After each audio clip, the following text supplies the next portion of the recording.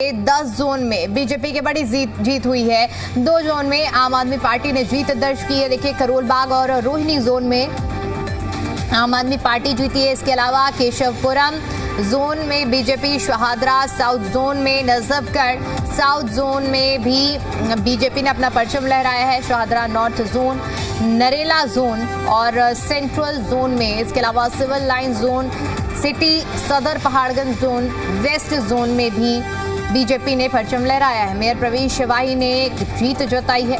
PM Modi के नेतृत्व में लगातार बीजेपी जीत रही है। दिल्ली के मेयर प्रवेश वाही ने बड़ी जीत इसे बताया है और कहा है कि हम पहले से अब मजबूत हुए हैं।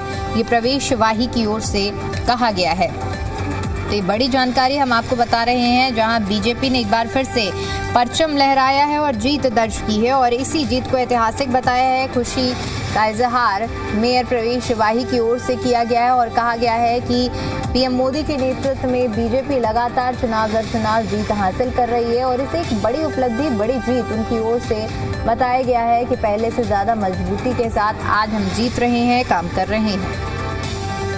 वहीं आम आदमी पार्टी को एक बड़ा झटका लगा है। सिर्फ 2 जोन में आम आदमी पार्टी ने जीत दर्ज की है। इसके अलावा 10 ऐसे जोन रहे हैं जहां पर बीजेपी ने जीत दर्ज की, जीत का परचम लहराया है। तो देखिए, कुल 12 जोन में जो पूरा आप देख सकते हैं, जिस तरह से बड़ा झटका आम आदमी पार्टी को लगा है एक बार फिर से।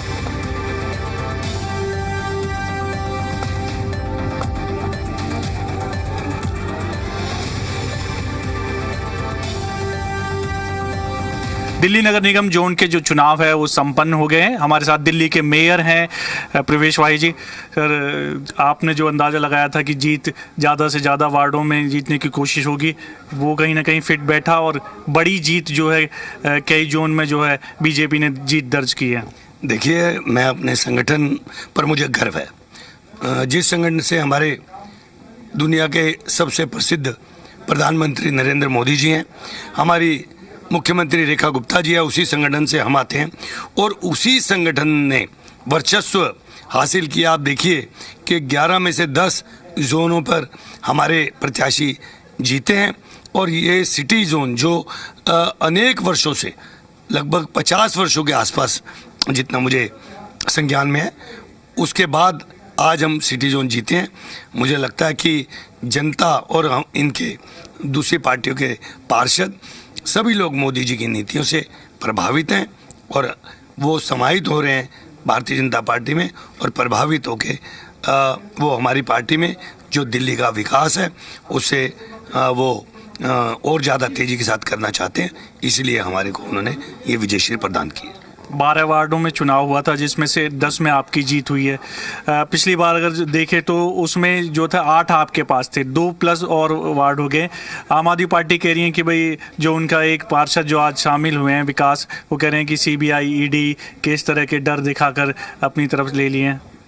देखिए, ये उनका वो कुछ भी कह सकते हैं। मैं अपने दिल्ली के प्रदेश अध्यक्ष श्री हर्ष मल्होत्रा जी को भी बधाई देना चाहता हूं कि उनकी जो रणनीति है, और मैंने देखा कि अभी आपने देखा कि पिछले दिनों IVP के जो लोग हैं, 16 लोग भारतीय जनता पार्टी में शामिल हुए और अब अनेक लोग पार्टी में आना चाहते हैं।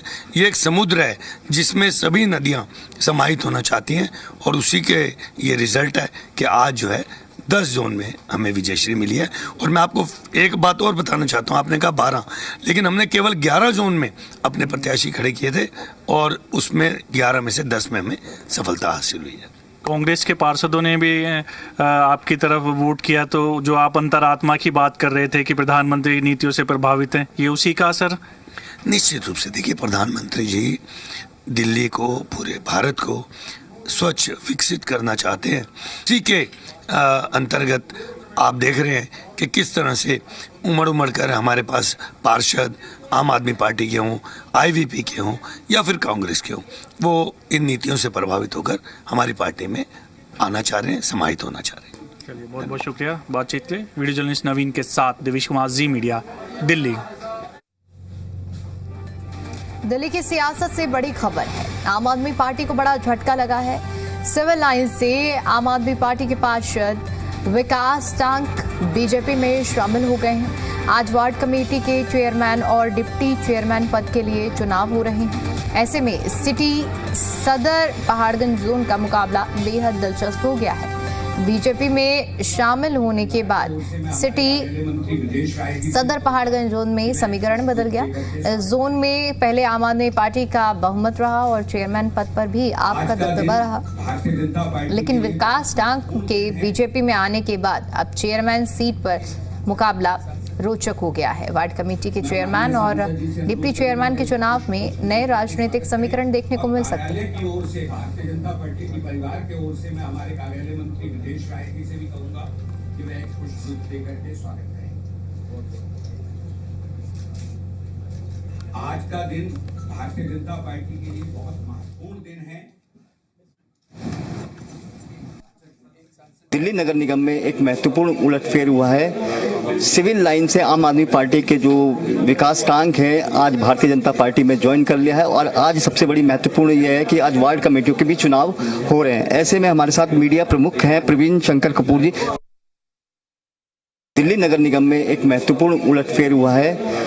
सिविल लाइन से आम आदमी पार्टी के जो विकास टांग है आज भारतीय जनता पार्टी में ज्वाइन कर लिया है और आज सबसे बड़ी महत्वपूर्ण यह है कि आज वार्ड कमेटियों के भी चुनाव हो रहे हैं। ऐसे में हमारे साथ मीडिया प्रमुख हैं प्रवीण शंकर कपूर जी। प्रवीण जी, आम आदमी पार्टी को एक झटका और बीजेपी को कुनबा बड़ा, क्या कहेंगे इसको लेकर? बड़ा झटका कहेंगे इसको लेकर, क्योंकि आम आदमी पार्टी लगातार ये आप पर आरोप लगाते कि ऑपरेशन लोटस चल रहा है और जिस तरह से वार्ड कमेटी के चुनाव के समय महत्वपूर्ण समय में ऐसे में आम आदमी पार्टी के जो पार्षद हैं वहाँ के चेयरमैन रहे अब वो भारतीय जनता पार्टी में शामिल हो गए। मेरे लिए, मैं खुद पुरानी दिल्ली से आता हूं, मुझे मालूम है कि इस वाल्मीकि समाज के युवा नेता विकास टांग का राजनीति में पुरानी दिल्ली की क्या महत्व है।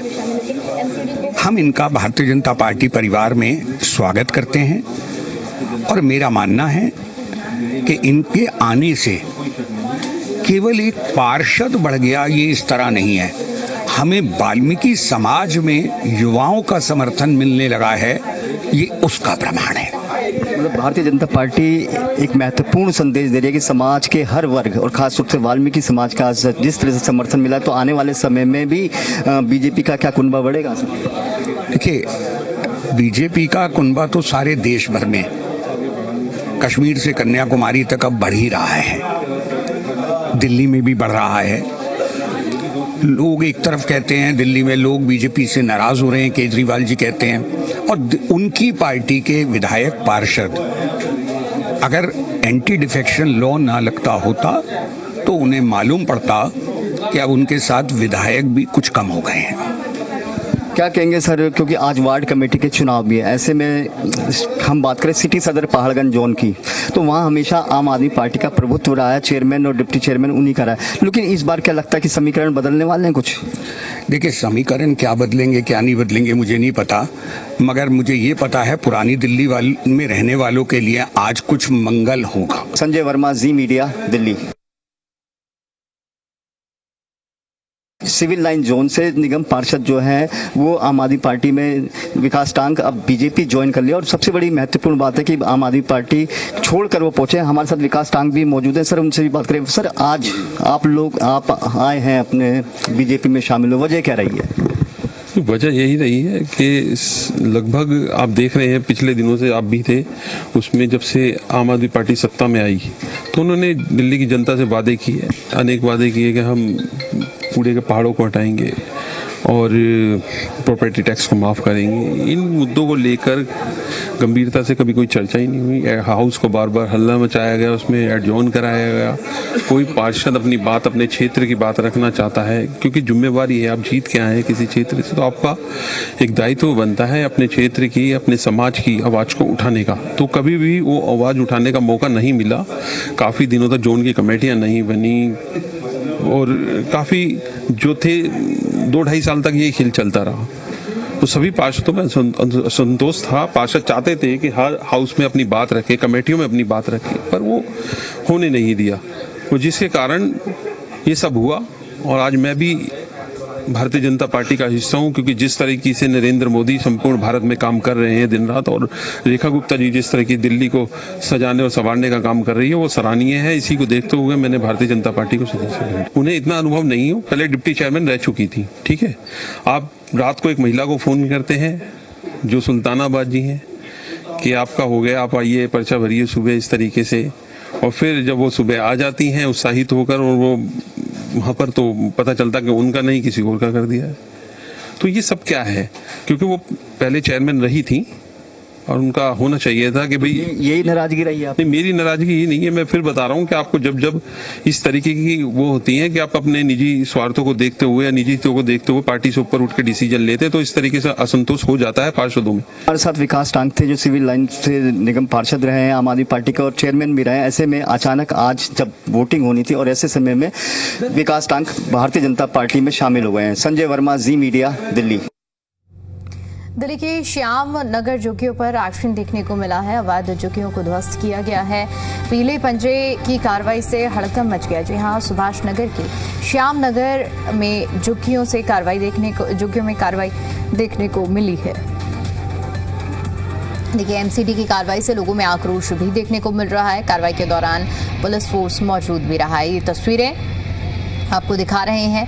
आप देखिए कि कितनी बड़ी संख्या में वहाँ पर पुलिस की मौजूदगी रही, ताकि जो हालात हैं वो सामान्य रहें, किसी तरह की कोई अव्यवस्था ना हो। देखिए किस तरह से झुग्गियों में पीला पंजा चलाया गया। एमसीडी की ओर से कार्रवाई की गई। हालांकि जिस तरह से कार्रवाई की गई है उसके बाद लोगों में आक्रोश इसका ज़रूर देखने को मिल रहा है। अवैध झुग्गियाँ बसाई गई थी और इन्हीं अवैध झुग्गियों को ध्वस्त किया गया है।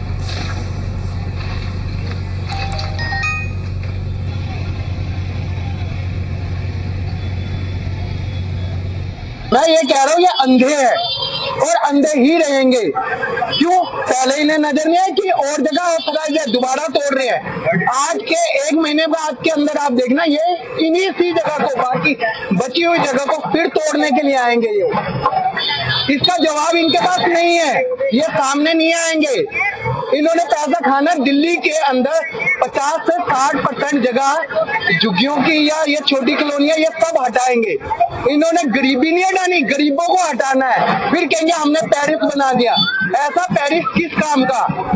आप बीजेपी के एरिया में जाके देखो, अनऑथराइज कितनी जगह घेर रखी है। नहीं तो आप मेरे साथ चलो, मैं आपको दिखाता हूँ। पश्चिमी जिला के श्यामनगर झुग्गियों में फिर से चला पीला पंजा यानी बुलडोजर, और फिर की जा रही है कार्रवाई। हम आपको दिखाते हैं। अब ये श्यामनगर की झुग्गियां हैं जहां पीला पंजा लग रहा है। प्रशासन भी सामने मौजूद है और पहले भी यहाँ कार्रवाई की गई थी, झुग्गियों में कार्रवाई की गई थी और पहले भी पीला पंजा चला था, बुलडोजर चला था। मौके पर प्रशासन है और एमसीडी की टीम है ताकि कोई लोग बाग हल्ला गुल्ला ना कर सके, कोई अप्रिय घटना ना हो, तो इसलिए पुलिस फोर्स मौजूद है। और ये देखिए किस तरह से पीला पंजा कार्रवाई करने में जुटा हुआ है। और ये श्यामनगर की झुग्गियां हैं। इससे पहले भी यहाँ पीला पंजा चला था और बुलडोजर चला था। और यहाँ के जो लोग हैं जिनका मकान है उनसे बात करते हैं, अब उनका क्या कहना है। मेरा घर तोड़ दिया, मेरे बच्चे कहाँ जाएंगे? रहने की जगह नहीं है, कोई कहाँ जाएंगे मेरे बच्चे? तो प्रशासन ने कोई रहने की सुविधा दी हो? कोई सुविधा नहीं दी हमें, तो कुछ भी नहीं दिया। कोई सुविधा भी देता तो भी मेरे बच्चे संभाल लेते। उन्होंने कोई झुग्गी कोई मकान देने कोई फैसला नहीं किया। कहाँ बेघर होंगे, कहाँ सड़क पे रहेंगे? अब ये तो देखो जी, जहाँ पे ये बाकी लोग रह रहे हैं वहाँ बेचारे ये भी रहेंगे, क्या ही कर सकते हैं। और जो सोचा था ना लोगों ने कि घर घर मोदी, हर हर मोदी, तो सब बेड़ा गर्क कर मारा मोदी जी ने। कोई फायदा नहीं है उनको वोट देने का। इससे तो बेटर है आदमी इलेक्शन वाले दिन अपने घर बैठे। वो तो क्या, जहाँ झुग्गी वही मैदान, वो गलत लोगों ने सुन लिया था ना। वो उन्होंने बोला मैदान था, वो गलती से लोगों ने मकान सुन लिया था, तो वो मैदान कर रहे हैं, अपना काम कर ही रहे हैं। कुछ दिन पहले भी तोड़ी गई थी यहाँ पे। वो ऐसा था, ये सारी तोड़नी थी, उस समय पता नहीं क्या हुआ था उनको, वो आधी तोड़ के चले गए थे, बाकियों के लिए फिर आ जाए। जो सारा था वो झुग्गी थी, लेकिन इन झुग्गियों को तोड़ दी गई है और इनका अब सहारा झुग्गी नहीं रही है। सरकार से गुहार कर रहे हैं कि आखिर इनको कहीं रहने की सुविधा दी जाए। राजेश शर्मा, जी मीडिया, दिल्ली। दिल्ली में मानसून की पहली बारिश ने यमुना पुस्ता बांध को मजबूत करने के जो दावे हैं उनकी पोल खोल कर रख दी है। जी हां, वजीराबाद से पल्ला गांव तक फ्लड विभाग द्वारा कराई जा रही स्टोन पिचिंग कई जगह पहली ही बारिश में उखड़ती हुई खिसकती हुई नजर आई। जंगोला गांव के पास में 7 नंबर टुक्कर की तस्वीरें अब निर्माण कार्य की गुणवत्ता पर सवाल खड़े कर रहे हैं।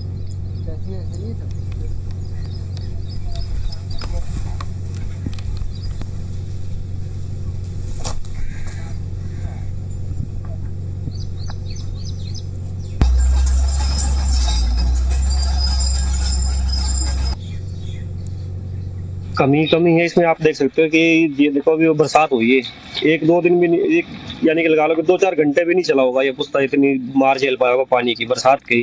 तो अभी जमुना में पानी आ रहा है, तो पानी को देखते हुए आप अंदाजा लगा सकते हैं कि अगर बरसात का पानी नहीं झेल सकता, जमुना का पानी कहाँ झेल पाएगा। ये खाली नीचे से भी इन्होंने तार की सेटिंग कर दी है, नीचे करीब वो भी ऊपर तक करते, फिर भी चलो कुछ 1% मानते कि रुक जाता पत्थर। ये तो अभी आप देख सकते हो जगह जगह पे अपने आप टूटने लग रहा है। ये तो आज ये काम देख लो, जहाँ सीमेंट भरनी चाहिए थी उन दरारों में, गड्ढों में तारबंदी होनी थी, स्पेस अच्छा होना था रोड का, कोई निर्माण नहीं है। आप देख सकते हैं सेफ्टी वाल बाउंड्री दिख रही है, सेफ्टी वाल कुछ नहीं है, बस ये अपना काम चल।